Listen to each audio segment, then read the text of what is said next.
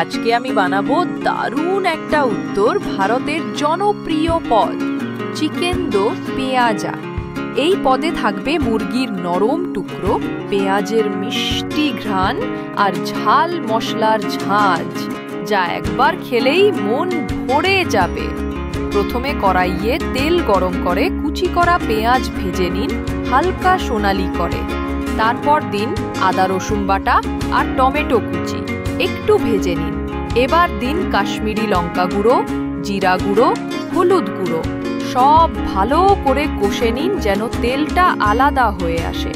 এবার দিন মুরগির টুকরো, দই আর নুন, মাঝারি আঁচে ভালো করে কষতে থাকুন।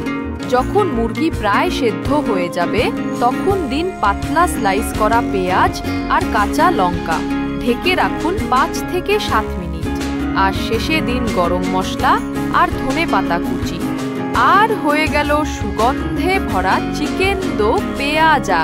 ভাত, রুটি বা পরোটার সঙ্গে পরিবেশন করুন। যদি ভিডিওটি ভালো লাগে তাহলে লাইক, শেয়ার আর সাবস্ক্রাইব করুন এক মঞ্জুশ্রী কিচেনকে, ভালোবাসায় ভরা ঘরোয়া রান্নার জন্য।